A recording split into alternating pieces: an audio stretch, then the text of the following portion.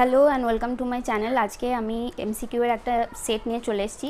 Sell chapter থেকে different যে important এমসিকিউগুলো আছে সেইগুলো মেনলি আমি আজকে আলোচনা করব। তো যারা ডিফারেন্ট টাইপ অফ কম্পিটিটিভ এক্সামের প্রিপারেশন নিচ্ছ তাদেরকে, বিশেষ করে এসএলএসটি এবং নিটের যারা ক্যান্ডিডেট রয়েছে, এসএলএসটির লাইফ সায়েন্সের যারা ক্যান্ডিডেট রয়েছে এবং নিটের যারা ক্যান্ডিডেট রয়েছে, তাদের জন্য এই কোয়েশ্চেনগুলো খুব ইম্পর্ট্যান্ট। তারা কোয়েশ্চেনগুলো নোট করতে পারো অথবা স্ক্রিনশটও নিয়ে নিতে পারো। তো চলো দেখে নিই কী কী কোয়েশ্চেন রয়েছে। তো 1 নম্বরে দেখো রয়েছে most likely method use to determine the ultrastructure of a cell organelle is. তো এটার অ্যান্সারটা হয়ে যাবে ইলেকট্রন মাইক্রোস্কোপি। ইলেকট্রন মাইক্রোস্কোপ হচ্ছে best device to determine the ultrastructure of cell organelles. এটা যে কোনো অবজেক্টকে প্রায় 2 লক্ষ থেকে 4 লক্ষ গুণ ম্যাগনিফাই করতে পারে, ঠিক আছে। আর এর যে রিজলভিং পাওয়ার সেটা ইলেকট্রন মাইক্রোস্কোপের থেকে প্রায় 1000 গুণ বেশি। সেজন্য বেস্ট ডিভাইস হচ্ছে ইলেকট্রন মাইক্রোস্কোপ, ঠিক আছে। 2 নাম্বার দেখো, 2 নাম্বার হচ্ছে unicellular microscopic organism were first studied by. তো অ্যান্সারটা হয়ে যাবে লিউয়েন হুক, ঠিক আছে। আমরা জানি যে লিউয়েন হুক 1673 খ্রিস্টাব্দে প্রথম কি করেছিলেন, তিনি প্রথম লাইভ সেল মানে জীবন্ত সেল দেখেছিলেন, সেটা ডেসক্রাইব করেছিলেন এবং এঁকেছিলেন, ঠিক আছে। রবার্ট হুক প্রথম 1665 খ্রিস্টাব্দে কোষ আবিষ্কার করেছিলেন ঠিকই, কিন্তু সেটা ছিল মৃত কোষ। আর লিউয়েন হুক প্রথম 1663 খ্রিস্টাব্দে প্রথম এককোষী ব্যাকটেরিয়ার একটা ছবি মানে মাইক্রোস্কোপের নিচে দেখেছিলেন এবং তারপর সেটার ডেসক্রাইব করেছিলেন। তাহলে অ্যান্সারটা হয়ে যাচ্ছে 2 এর হচ্ছে ডি, ঠিক আছে। 3 নম্বরে আছে the figure of cork cell as seen by Robert Hooke were published in the book. এখানে 4টে অপশান আছে। এক হচ্ছে অরিজিন অফ স্পিসিস। তো অরিজিন অফ স্পিসিস লিখেছিলেন চার্লস ডারউইন। বি হচ্ছে স্পিসিস প্ল্যান্টারাম লিখেছেন লিনিয়াস। আর জেনেরা প্ল্যান্টারাম সি, সেটা লিখেছিলেন বেনথাম এবং হুকার।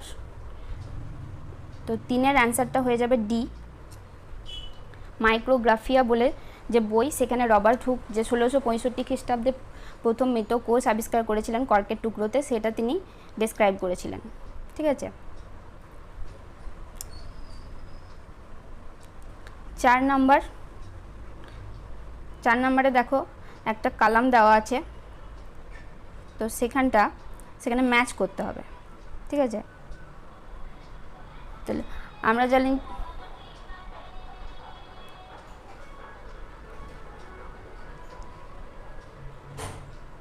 4 নম্বরে একটা কলাম দেওয়া রয়েছে, সেখানে কলাম 1 এর সঙ্গে কলাম 2 ম্যাচ করতে হবে। এতে দেওয়া আছে Leeuwen hook first saw and describe living sell. তাহলে এর হচ্ছে 1।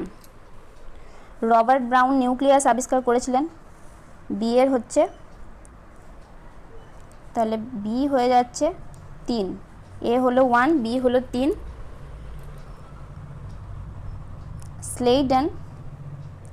স্লেইডেন কি করেছিলেন? স্লেইডেন প্রথম বলেছিলেন যে সমস্ত plant different type of cell দিয়ে তৈরি। আর সোয়ান বলেছিলেন যে প্ল্যান্ট সেল ওয়ালের কথা তিনি প্রথম বলেছিলেন। তাহলে উত্তরটা হয়ে যাচ্ছে, দেখো কোনটাতে ম্যাচ করছে, A1, B3, C4, D2, তাই তো। তাহলে উত্তরটা হয়ে যাচ্ছে এ। 4-এর অ্যান্সার হচ্ছে এ। এবার আমরা 5-এ চলে যাব। 5-এর কোয়েশ্চেন রয়েছে cell theory was formulated by. আমরা সবাই জানি সেল থিওরি কে ফর্মুলেট করেছিলেন, স্লেডেন এবং সোয়ান। তাহলে উত্তরটা হয়ে যাচ্ছে স্লেডেন এবং সোয়ান, 5-এর এ।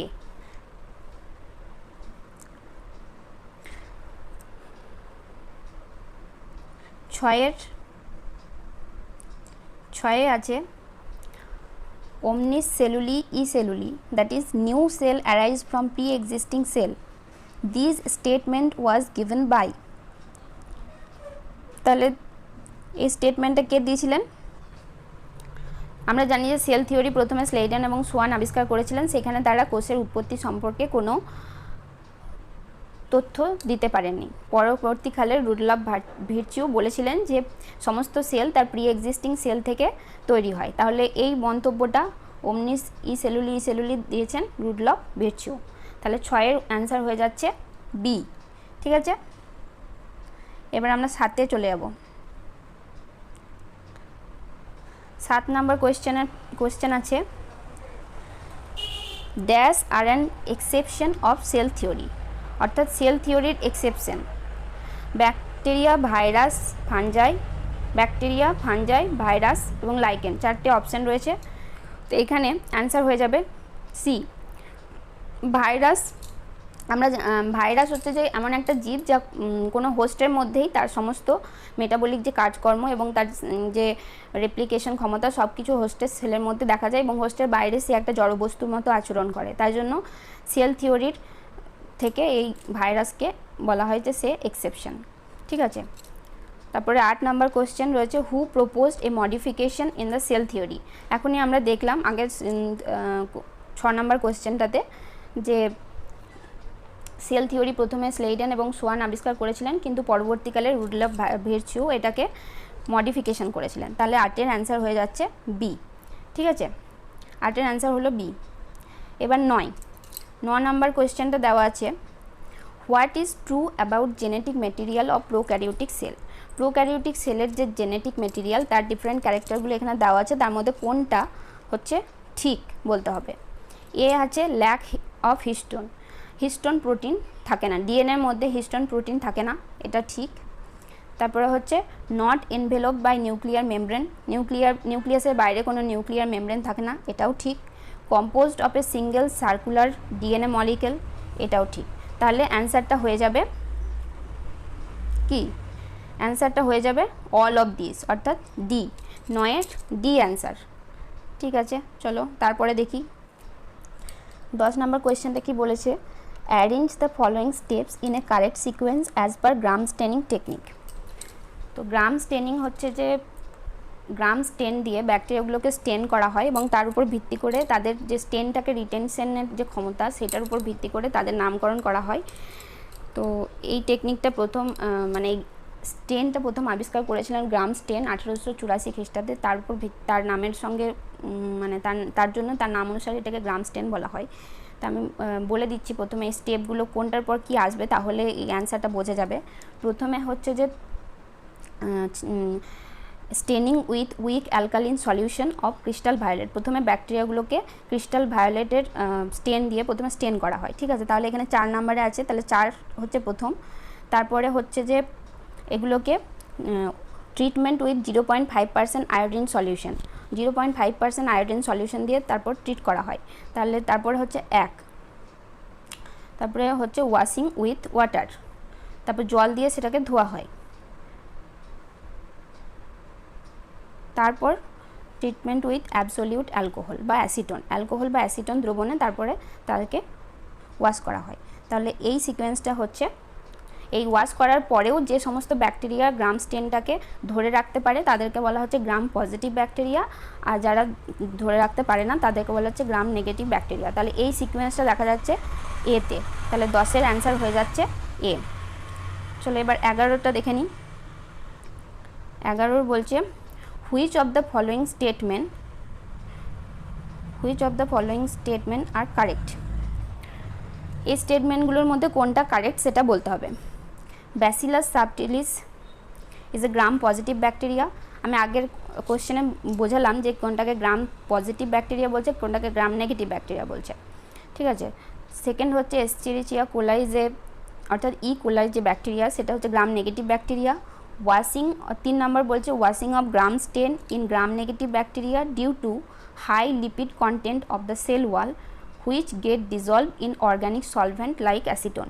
অর্থাৎ গ্রাম নেগেটিভ ব্যাকটেরিয়ার সেল ওয়ালের মধ্যে যে অতিরিক্ত লিপিডটা থাকে সেটা অ্যাসিটন দ্রবণে দ্রবীভূত হয়ে যাওয়ার ফলে গ্রাম যে স্টেনটা সেটা বেরিয়ে চলে আসে, এটা হচ্ছে এর কিন্তু কারেক্ট রিজন। অর্থাৎ এখানে যে স্টেটমেন্টগুলো দেওয়া আছে, ব্যাসিলাস সাবটিলিস হচ্ছে গ্রাম পজিটিভ ব্যাকটেরিয়া, এটাও ঠিক, এবং ইকোলাই গ্রাম নেগেটিভ ব্যাকটেরিয়া, এটাও ঠিক, এবং 3 নম্বরের যে এটা দেওয়া আছে স্টেটমেন্টটা, সেটাও কিন্তু ঠিক। তাহলে এখানে 3টেই ঠিক। 11-র উত্তর হয়ে যাচ্ছে ডি। ঠিক আছে। 12তে কি বলেছে, prokaryotic cells are generally dash and multiply dash that than the eukaryotic cell. Prokaryotic cells are generally smaller than eukaryotic cell and multiply faster than eukaryotic cell. ঠিক আছে, তাহলে 12-র অ্যান্সার হচ্ছে সি। বোঝা গেল? এবার আমরা 13-র অ্যান্সারটা, 13 কোয়েশ্চেন কী আছে সেটা দেখব।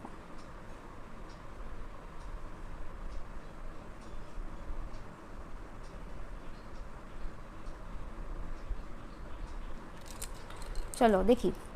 মেসোজোম আর the infolding of cell membrane which 1 নম্বরে দেওয়া হয়েছে আর present in both prokaryotic and eukaryotic cell. অর্থাৎ মেসোজোম হচ্ছে সেল মেমব্রেনের একটা ইনফোল্ডিং, যেটা প্রোক্যারিওটিক ইউক্যারিওটিক উভয় সেলেই প্রেজেন্ট থাকে। Help in cell wall formation, DNA replication and respiration.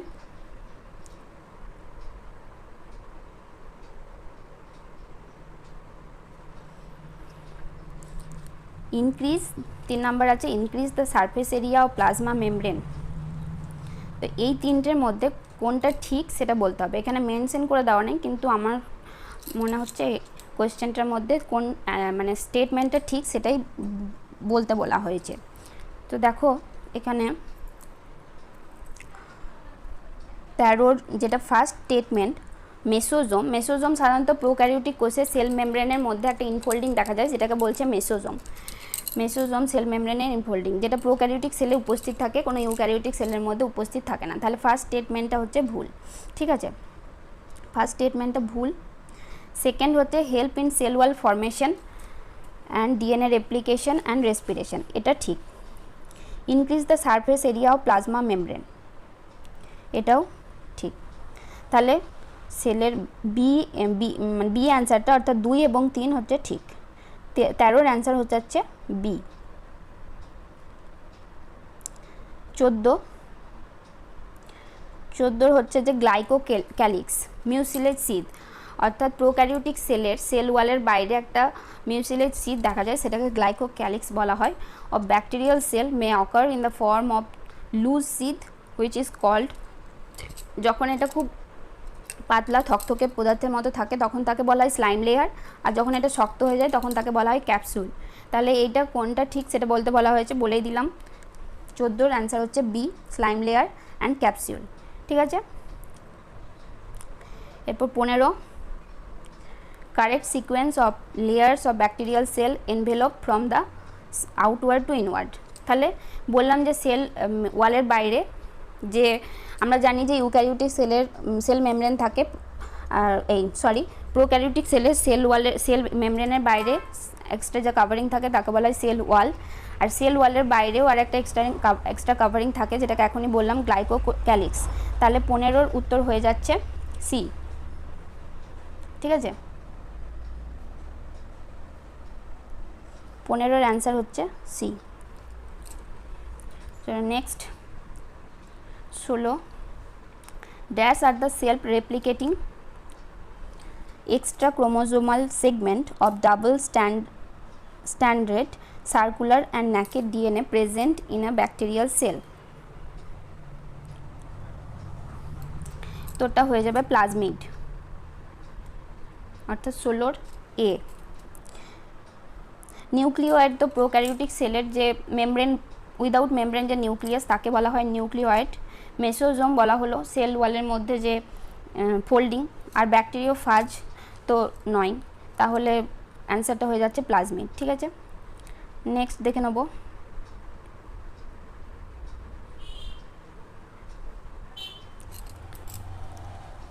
Read the given statement and select the correct option. এখানে দুটো স্টেটমেন্ট দেওয়া আছে, সেগুলোকে পড়ে কারেক্ট অপশানটা দেখতে হবে। Statement 1, in prokaryotes mitochondria are absent. তাহলে স্টেটমেন্ট 1 হচ্ছে ঠিক। স্টেটমেন্ট 2 আছে in prokaryotes mesosomes are present which helps in respiration, এটা ঠিক। তাহলে both statement 1 and 2 are correct, ঠিক আছে।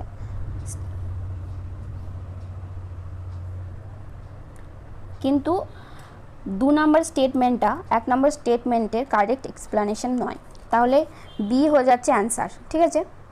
বি হয়ে গেল অ্যান্সার।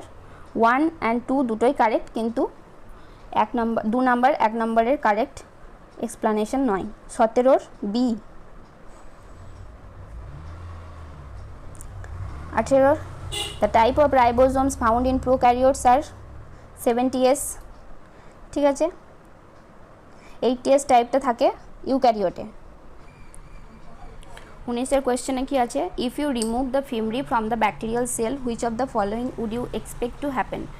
ফিমরি হচ্ছে ব্যাকটেরিয়াল সেলে হেয়ার লাইক স্ট্রাকচার প্রেজেন্ট থাকে, যেগুলো অনেক মানে থাকে চারিদিকে ছড়িয়ে থাকে, মানে পুরো পেরিফেরি বরাবর হেয়ার লাইক স্ট্রাকচার থাকে ব্যাকটেরিয়াল সেলে। সেগুলো কি করে, হোস্ট সারফেসের উপর ব্যাকটেরিয়াকে হোস্ট টিস্যুর উপর অ্যাটাচ হতে সাহায্য করে। তাহলে যদি ব্যাকটেরিয়ার এখানে কোয়েশ্চেন আছে, যদি এই ফিমরিগুলোকে রিমুভ করে দেওয়া হয় তাহলে কি হতে পারে। তাহলে এখানে অপশান আছে bacteria could no longer swim, অর্থাৎ তারা সুইম করতে পারবে না। Bacteria would not adhere to the host tissue. C আছে transportation of molecule across the membrane would stop. The shape of bacteria would change. এখানে অ্যান্সারটা হয়ে যাবে B, bacteria would not adhere to the host tissue. Okay, next 20 নম্বরে বলছে plant cell differ from animal cell in having, অর্থাৎ plant cell animal সেলের থেকে কিসে ডিফারেন্স। 3টে দেওয়া হয়েছে, 4টে অপশান দেওয়া হয়েছে, তার মধ্যে কোনটা ঠিক। Cell wall, plastid, a large central vacuole, all of this. Plant cell animal সেলের ডিফারেন্স যখন পড়িয়েছিলাম তখন বলেছিলাম যে প্ল্যান্ট সেলের মধ্যে সেল ওয়াল প্রেজেন্ট থাকে, কিন্তু অ্যানিম্যাল সেলের মধ্যে কোনো সেল ওয়াল প্রেজেন্ট থাকে না। সুতরাং অপশান 1টা ঠিক। প্লাস্টিডও প্ল্যান্ট সেলের মধ্যে উপস্থিত থাকে, অ্যানিম্যাল সেলের মধ্যে থাকে না। 2 নাম্বারটাও ঠিক। এ লার্জ সেন্ট্রাল ভ্যাকুয়াল, সেটাও প্ল্যান্ট সেলের মধ্যে থাকে, আর অ্যানিম্যাল সেলের ভ্যাকুয়ালগুলো পেরিফেরি বরাবর ডিস্ট্রিবিউট হয়ে থাকে এবং খুব ছোট হয় আকারে। লার্জ মানে প্ল্যান্ট সেলে যেমন একটা সেন্ট্রাল ভ্যাকুয়াল লার্জ আকারের হয়, কিন্তু অ্যানিম্যাল সেলের মধ্যে ভ্যাকুয়ালগুলো চারপাশে ছড়িয়ে থাকে। তাহলে এখানে অ্যান্সারটা হয়ে যাবে অল অফ দিস, অর্থাৎ 20 অ্যান্সার হচ্ছে ডি, ঠিক আছে। এই হলো 20টা এমসিকিউ। আমি এরকম প্র্যাকটিস সেট আরও নিয়ে আসবো তোমাদের জন্য। ভিডিওটা ভালো লেগে থাকলে অবশ্যই লাইক এবং শেয়ার করো, এবং চ্যানেলটি প্রথম দেখে থাকলে সাবস্ক্রাইব করো।